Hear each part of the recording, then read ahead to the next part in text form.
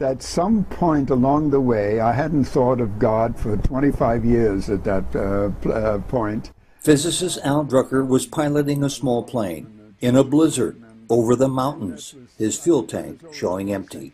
I suddenly turned to God. God, if you're anywhere around, please help. I don't want to die. Al Drucker is 88 years old, but decades ago, as a young man in danger of losing his life, Indian holy man Sri Sathya Sai Baba saved Drucker's life, even before Drucker had ever met Sai Baba. This fellow, the first thing he said is, boy, you can thank God that you're alive, because there is no way you could have survived through that storm. He said, how did you get here? How did you find us? I said, well, there was a ground controller that brought me into this field. He said, ground controller? There are no ground controllers anywhere near here. Drucker says the soothing, gentle, guiding voice saving him from disaster was Sai Baba. A young man came up to me. He said, excuse me, sir, is your name Drucker? I said, yes. How do you know me? He said, well, I've been sent by Swami. Swami has told me to ask you to kindly write up your aircraft story, how Swami saved your life. Welcome to Sojourns, and to a lengthy, multifaceted interview with Al Drucker, interview number 5, in which Drucker recalls in minute detail how he was saved from utter calamity by Sri Sathya Sai Baba while flying through a violent storm.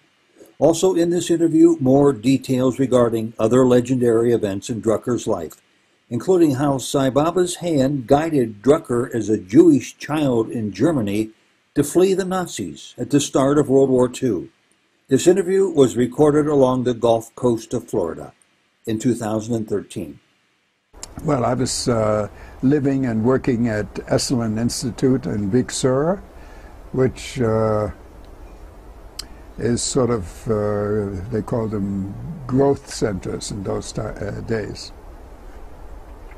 And I was teaching a course that lasted for about a month, and then I'd be off for 2 months after that,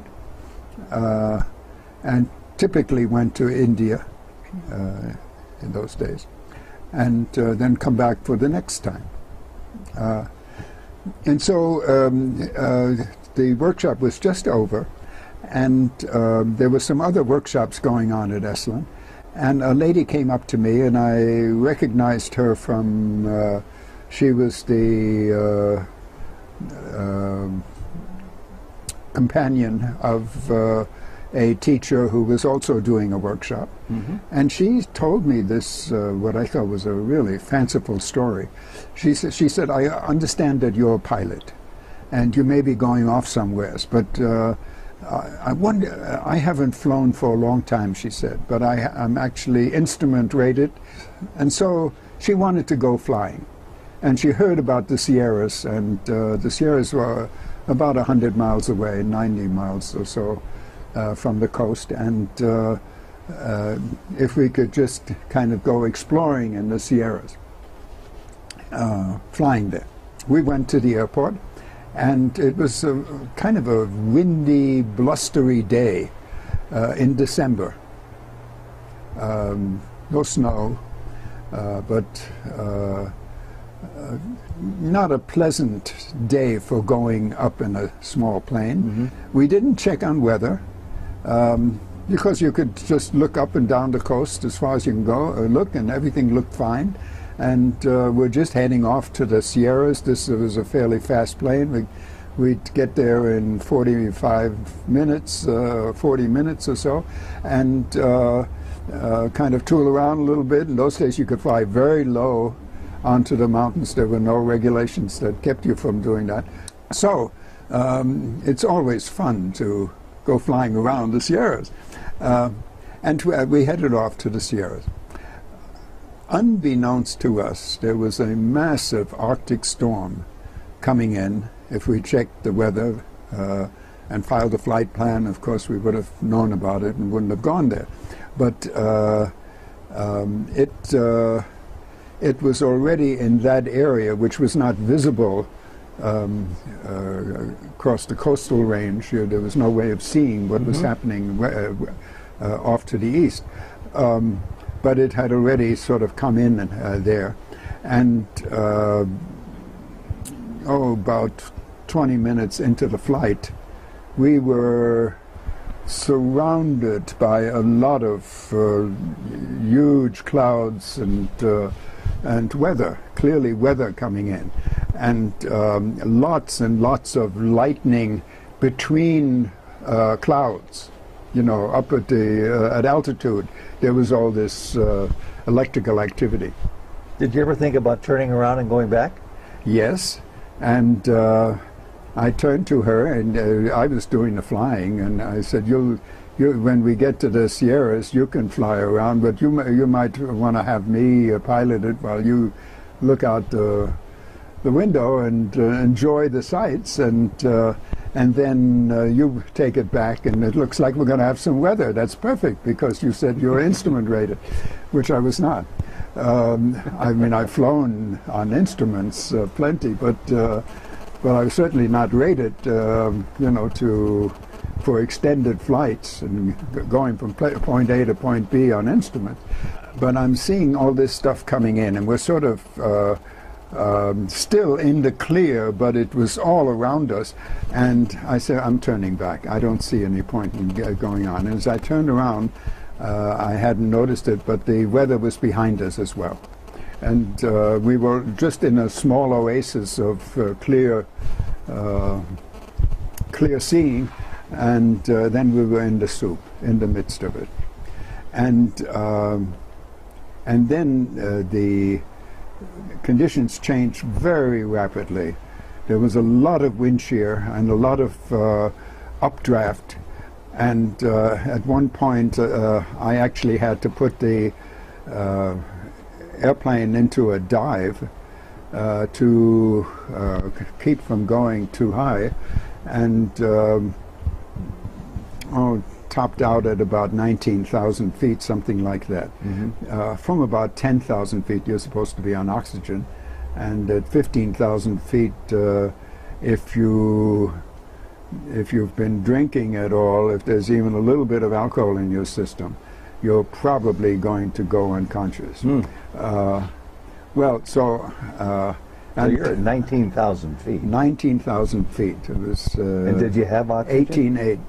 And I feverishly tried to get the oxygen going, and there was some trick to it. I hadn't checked it out. I've never been in that kind of.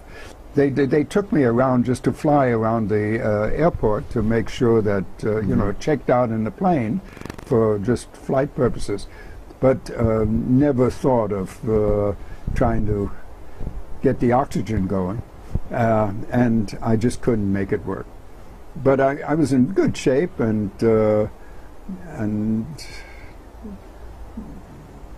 I never really lost consciousness in that. But I turned to look at her, and she is sort of in a stupor, maybe? She was unconscious. She was in a coma, essentially. No, I mean, she's just kind of, you know, like totally lost in the corner there of her seat. She had the shoulder straps on her, you know, the seat belts. But I turned to her and I said, "Yeah, this is all right. Take it over. You're the pilot for this kind of weather." And she was gone. And I shook her, and I couldn't even see any breath on her. I wasn't sure she was alive or dead, but she was gone. I couldn't count on her.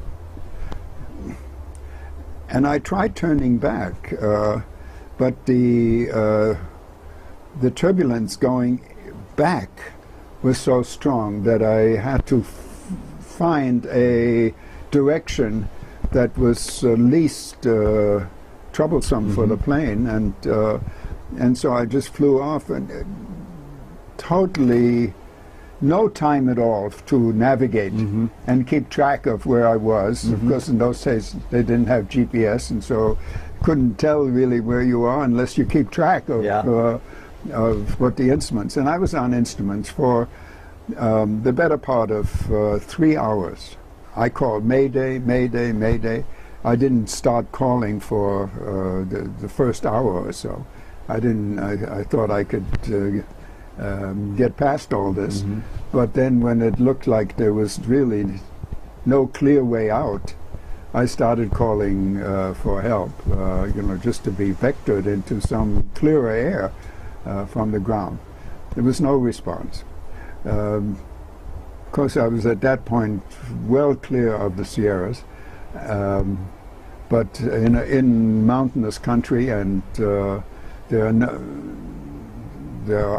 there's really no reason for there being any ground controllers in that area or radars in those days. This is in the 60s, late 60s.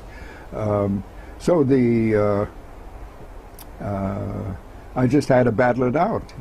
And I was sure that somewhere along the line I'm going to come into some clear air. But there was no clear air to be had. In fact, things got very bad. We were flying through a blizzard of snow. I didn't... Fortunately, they had de-icers on the wings, so it didn't load up with ice. And I saw where the switch was for that. But how is your fuel holding out? Well, fuel was good for about 3.5 hours, and as long as there was fuel, and I didn't fly very. I had it on 50% power. I would say maybe 40% power. So minimal power to maintain altitude, because I had no idea what's below me. And there are mountains that go up to 14.5 in that area. And so you just have to maintain altitude. I was flying around 15,000, maybe 15.5 for most of this time. And there was a point where there was so much hail coming at the plane that it actually knocked out, in one sort of particularly thrusting, turbulent moment, it knocked out a window in the back cabin. And then there's this rush of air and sound, inside the cabin now. It was a little bit like being a little toy boat in a huge, like at Waikiki Beach when the crest 20 feet or something like that. Just trying to keep this little boat going, this little plane flying. At one point, the plane was metal for the most part, but the ailerons were actually a fabric, sort of. They used very strong nylon reinforced fabric, and one of the ailerons was beginning to fray, and so the plane just kept wanting to go like that, and I just had to push over real hard to just keep it going straight. It was a totally unpleasant experience. And how fearful were you? I was... You starting to fear for your life? Fearful enough that some point along the way, I hadn't thought of God for 25 years at that point. I was brought up in a Jewish tradition, and that was... I was always pretty secular. I was a scientist, I went to the science. And so I suddenly turned to God. God, if you're anywhere around, please help. I don't want to die. I just don't think it's my time to die. And I had this prayer, and then at the same time I pulled back on power, because I could see there's like a little... The gas gauge, they had a double gas gauge, and one, when it gets to very low, just a little bit of reserve gas left, there is a red ball in a tube, and it just bounces on the bottom, the thing is bouncing, and so I figured I don't have much power left, and if I'm going to have to go down, and if I'm coming down, if I can see something, I might be able to make an emergency landing, some sort of crash landing, you know, like avoid a tree or avoid a rock or something. If you can, yeah. If it's possible, you know, and so to keep a little bit of gas supply, some petrol, you know. And that's when this prayer came. And I tell you, I hadn't called Mayday for at least half an hour at that point. I no sooner had set the plane up for a sort of a shallow, you know, set it up for landing, essentially. Mm-hmm. Put the flaps out and slow it down, and I knew that I had to start getting down, and so I did that, and then that's when this prayer, and within a minute or so or less, I didn't have headphones on. In this plane, they had speakers on the back wall of the cabin, and suddenly these speakers came alive, and there was this voice, and at first I couldn't really hear it over the noise, and then it got louder and said, "Aircraft in distress, can you hear me?" So somebody had somehow woken up to my emergency call some 30 minutes earlier, and "Aircraft in distress, can you hear me?" And so I reached for the microphone, which is on the panel. As I say, I didn't have I chose not to wear headphones so I can talk to this gal, and instead used the internal sound system, and there was the mic there, and in the turbulence the mic had become dislodged, and it was on the floor, and it had wound around one of the rudder pedals. You know, there are rudder pedals, which are also brake pedals once you're taxiing. So there's no way you can reach it at this point? I just couldn't reach it. I tried, and I loosened my belt, you know, to the seat belts, actually a shoulder harness, you know, loosened that, and almost immediately the plane was almost on its head, you know. I had to just go back, and because the you know, I couldn't hold the stick while while getting down there, and because that one aileron had frayed to maybe 40% of its normal ability to maintain stable flight, I just I couldn't do it. And so here comes this angel of, you know, to help. And you can't even talk to this angel. I can't talk to it. And I can't respond to it. And so he came back about 2 more times. And he said, "Aircraft in distress, can you hear me?" And I couldn't answer. I mean,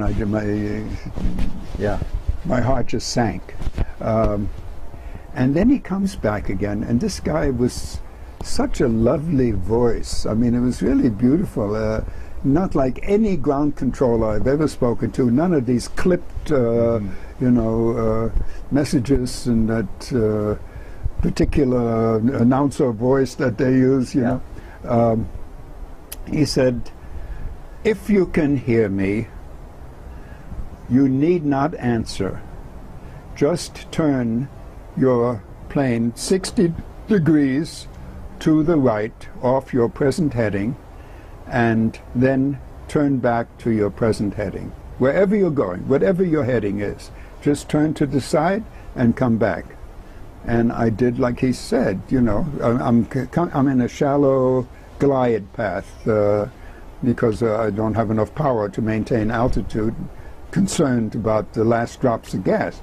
And so but I can turn it, And so I turned it off to the right and came back.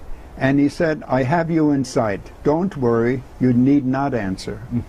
And from that point on, he carried on for about, I would guess, 7 or 8 minutes. He carried on this continuous line of banter. He said, you need not be concerned. Don't worry. I have you in sight, and I'll be able to. He said, you're flying into one of the worst vectors in this storm, but they speak like that, you know. But I'll vector you around it. I think that's what he actually said. One of the worst cells in the storm, but I'll vector you around it. And but he said, to start off with, I need you to put it on 3/4 power. Well, I had no gas, you know, I mean, to use up all my, but he was just so certain about what he was saying that I just followed him. And then he talked in the most strange, just in a strange way.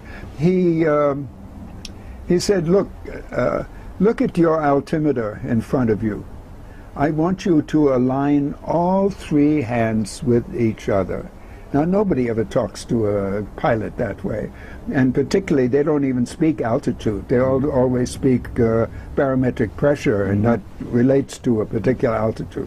But so he's telling me to align, which would have been 10,000 feet. You know, I want you to fly to 10,000 feet. You know, everything is lined up, and then he's telling me what speed to fly at. And he said, I want you to fly where the green meets the yellow. Where the green meets the yellow. So now on the speedometer, essentially, speed meter, I forget what they call these days now. I haven't been in a plane for 30 years, but at least flying, you know, myself. Yeah. But it has a red area, and then it has a small yellow area, and then a green area, a large green area, and then another red area. You know, I mean, there's a range of speeds at which the plane will,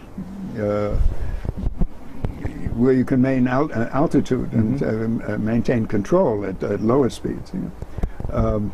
So he says where the green meets the yellow, which was about 120 knots or something like that for that plane. No, it was much lower than that, maybe 90 knots, something like that. It's in knots generally, you know, which is close enough to miles per hour. Yeah. So, like that, all of this talk kept going, and he said, "Don't worry. All will be fine. I'll take you into a safe area." And so after about, I think it lasted about 7 or 8 minutes, he said, "Now you're going to lose this transmission because you're flying out of range of my transmission." But he said, "Just start a gradual descent. Cut back on your power to whatever he said, 35% or something like that, and start a descent." And he said, in 5 minutes, you'll be breaking out of the overcast, and you'll be aligned with a strip. And they have a tower there, and he said, if you can reach your microphone, declare an emergency and fly straight in. Normally at a strange,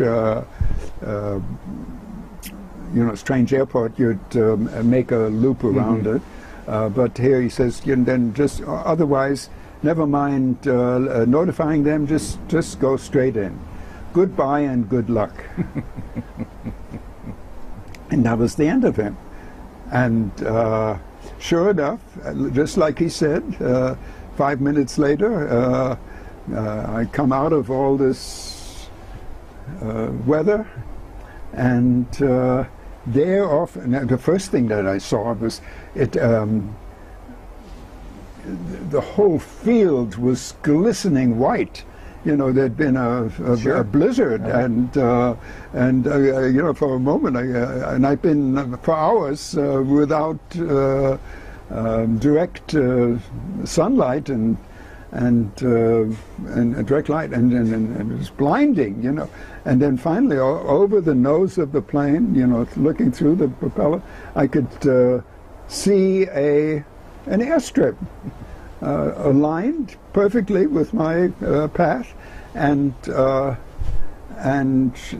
there was no turbulence at that moment. This gal was still hunched in the corner. I didn't, you know, she was out this whole time. And more importantly, you still had fuel in the tank. And there was still fuel, and of course we're coming down. And as I get close to the airport, I can see that there was a Jeep with a nose plow, with a snow plow on front of it, was at the far end of the field, and he'd obviously made about 2 or 3 passes down the field, and so I could put the landing gear down. That's a $15,000–$20,000 decision at that point, because if you're landing on snow, particularly 3 or 4 feet of snow, with gear, the plane would flip over, ground loop and go on its back, and if you're on fumes, it's a very dangerous situation of getting a spark and exploding. It's not a problem with petrol normally, but it is on when there's just very little left, and it's you know, it's in the tank is full of gas instead of liquid. So I put the wheels down and flew in, and this guy on the tower, I mean, I was on the emergency frequency, and he saw me and trying to talk to me, and finally I did, because there was no turbulence, I did let the harness go and could reach the microphone and pulled it up, and just probably just 60 seconds before coming down, you know, got hold of the tower operator and told him I was flying straight in, and I was it was an emergency for me. And he said, "Where did you come from? How did you get here?" I said, "Well, I'll explain when I get down." He said, "You better explain, because you don't have a flight plan." He says, we'll wait for this a moment. You're going to have to file a full report." I said, "Fine, just let me get down." It was a kind of a rough landing. I was wearing out. I mean, it was just, I had no energy left, and it was sort of the end of the whole thing, and it was a very heavy emotional shock. Sure. You know, all of that took place, and now to be alive, and anyway, the shock of the landing. This gal wakes up. "What happened? Where are we?" You know, she missed it all. She missed the whole business, when I got to the end of the field, I mean, just to look at the synchronicity, because this is Swami's doings. When I got to the end of the field, the storm closed in again. It had been just for, well, the tower man explained to me that I think he said that the field had been open for only about, I think he said 12 minutes or 14 minutes. He said there was just, the storm had cleared, and he had sent the Jeep out just before that happened, but it had stopped snowing, and he sent the Jeep out, and the Jeep made these passes, and then it had cleared, and here comes this little airplane just out of nowhere, lands, and by the time I get to the end of the runway, there's this swirl of snow, and you know, suddenly I'm flying again. I find the plane lifting, you know, and I had to turn into the wind and just push the throttle all the way forward. You know, whatever gas was left, of course, I was on the ground, so I didn't worry about it, and just turn it into the wind to keep the plane from going on its back. And as soon as I got it into the wind, you know, to make that turn, blup, blup, blup, blup, last drop of gas. Oh, my goodness. And that Jeep, that very same Jeep that was, the guy was just watching me land, had to come out and tow me in. And then report to the tower, you know, about what happened. And this fellow, the first thing he said is, boy, you can thank God that you're alive, because there is no way you could have survived through that storm. And he said, how did you get here? How did you find us? I said, well, there was a ground controller that brought me into this field. He said, ground controller? There are no ground controllers anywhere near here. That's an Indian reservation out there. It goes almost 100 miles, he said. There's nothing like that. I said, well, somebody had a radar. They saw me. So he's saying, there are no radars. And besides, we would have seen you if you had your transponder on, but you didn't. I didn't know, you know, that there's a radar transponder on the plane. I never fly these things, you know. And anyway, our lives were saved. Yeah, big time. And we had to stay there for 3 days, I think. We stayed in a motel there. I didn't want anything to do with this gal, and she was fine with that. And so we were just sort of two separate pods, you know, in our motel rooms until the storm cleared. It's just to give you a sense of this storm. This happens about once every 9 or 10 years in California. It's an Arctic storm that comes in. It's very violent, very strong, and it always does a lot of damage. In this particular case, almost a mile of Highway 1 went into the sea. Oh my goodness. So, you know, we're at Monterey Airport is where we took the plane out, and that's where we were hoping to go back to. Yeah. And we would have to go about 130 miles or so out of our way to get home. We'd have to go down Highway 101 and cross to St. Louis Obispo, and then come north, and then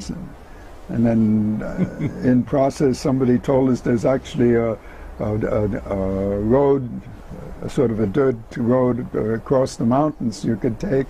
But anyway, just to get a sense of this storm. And so we, as I say, about 3 days later, it cleared. And so we went out to the airport and had to clean three feet of snow off the plane, you know, and get some mechanic to repair the aileron and put a piece of cardboard in the back window, you know, and then take off. But we couldn't. This time we found a flight plan, and there was no way to get back to Monterey. And the only area that was clear was going south. And so we ended up going 1,000 miles south to the Mexican border. Oh my goodness! To what's the California town there? It's way inland. Mexicali? No, it's. I'm trying to think of. I'll think of it in a minute. Okay. Anyway, landed there. This gal said there is a yoga academy across in Mexico, across the border, in Tecate? Tecate, Mexico. Okay. Yeah, that was Indra Devi's place. And so we went there. Rented an old car and drove there. And when we got there, we you know, rang the bell from the outside. It was already dark, and there were lights in this big house, and sort of a manor house, and some other houses. It was clearly an academy kind of thing, and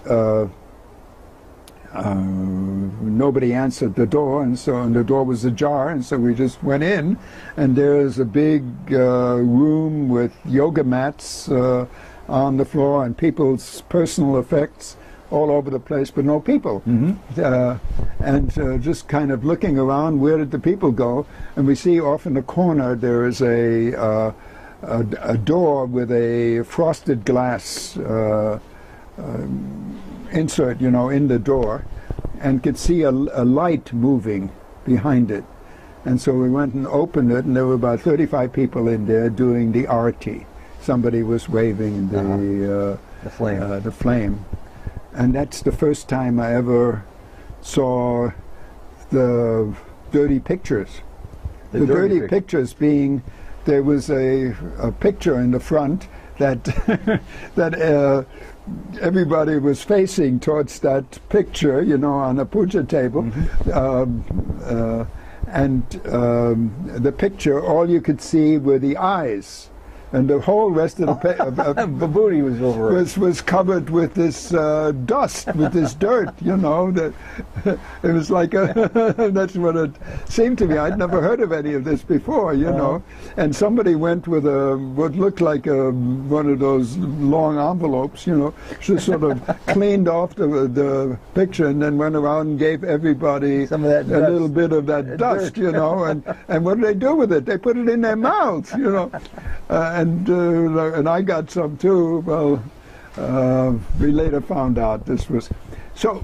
When they asked us where we came from, and I had to tell them the story. And my friend, sort of friend, you know, heard the story for the first time at that time, because I didn't want to even talk to her about it after we got down. And they said, "Oh, that had to be Swami." Well, it was quite some time after that I got to India, and it was during Mahashivaratri, the first time I went there, and I actually went with a group from Indra Devi's place. They were mostly Americans, and there were about 5 of us on the male side, and the rest of the group of about 10 or 15 were ladies on the ladies' side. And at that time, this was my first trip to India, and we had Indra Devi knew that this was Mahashivaratri, and so she made every effort to get out of, as soon as we got into Bombay, get out of there as fast as we could, and get down to Bangalore, and then go out to Puttaparthi. And in those days, it took a long time to get to India in the first place. Stop off puddle jumping, and so we were all jet lagging. There were a couple of 100,000 people at the ashram for Mahashivaratri, because Baba had announced that this would be the last time in which he gives birth to the lingam. And it would be an Atma lingam that he would bring up. And of course the belief is that anybody who sees a lingam being born will be free in this life. And so a lot of people showed up. But when we got there, we reported to the office. There was somebody in the office, although the function was already going. And they gave us permission to be on the inside.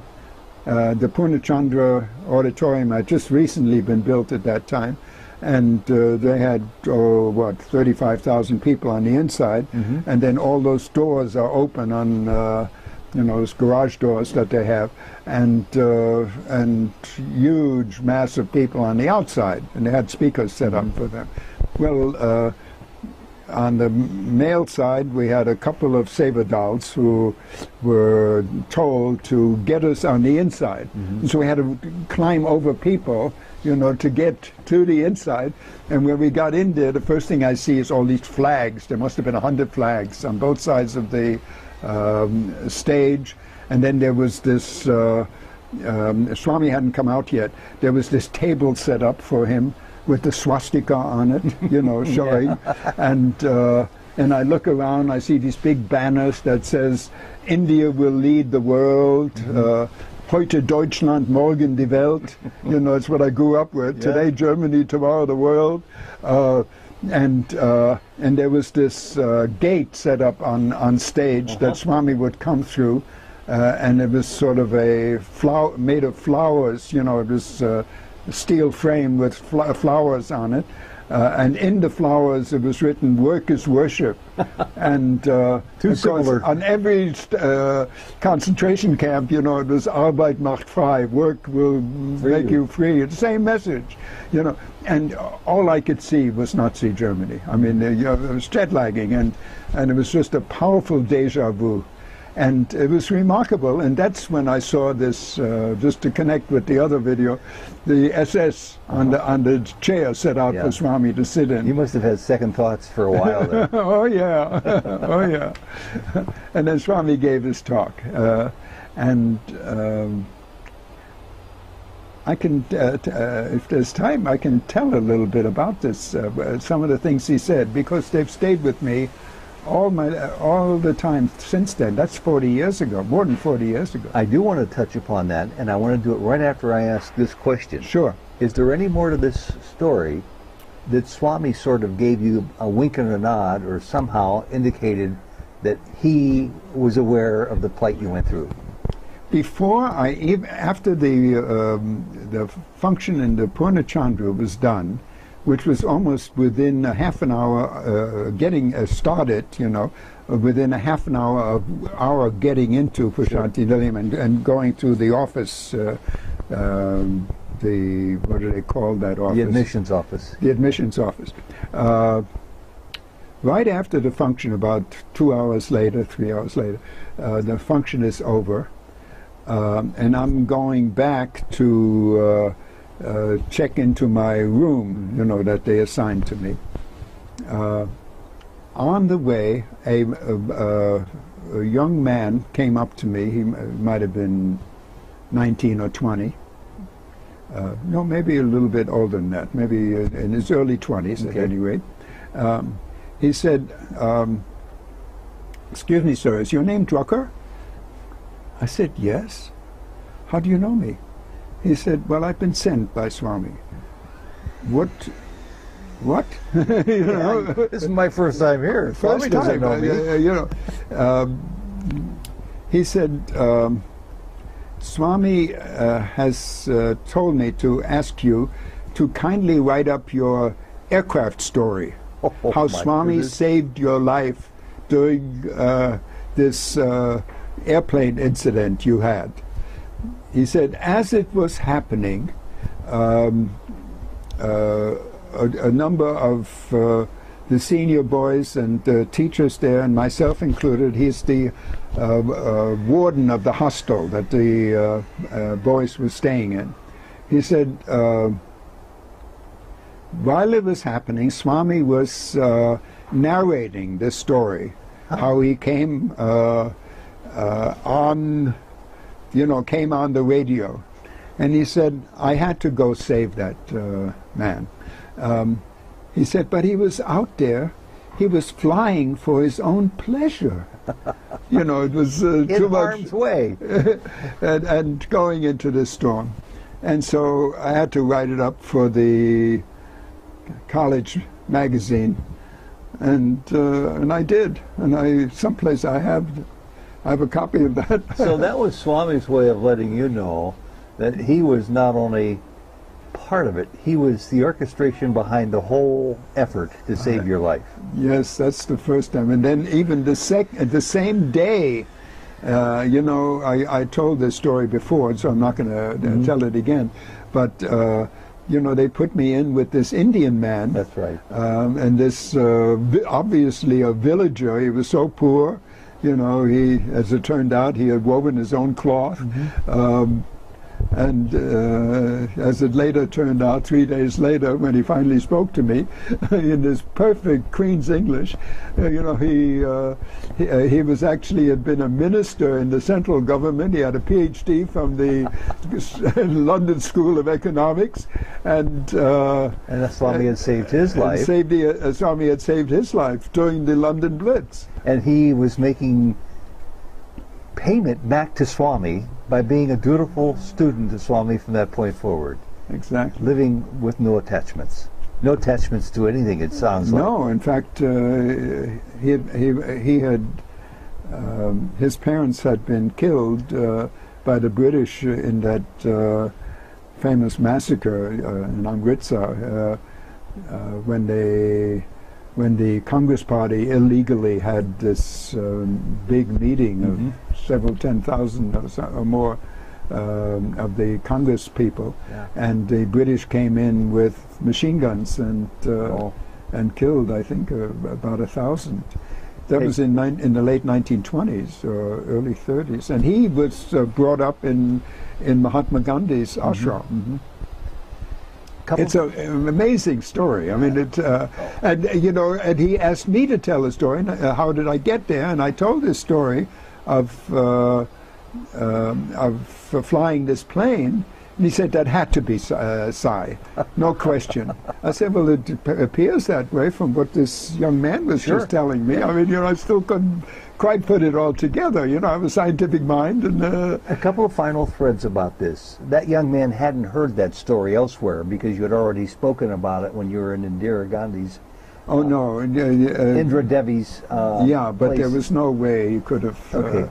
So nobody from anybody from Swami, and he didn't know the whole story either. I mean, because Swami didn't tell. He only told about how he saved this this man who was in trouble.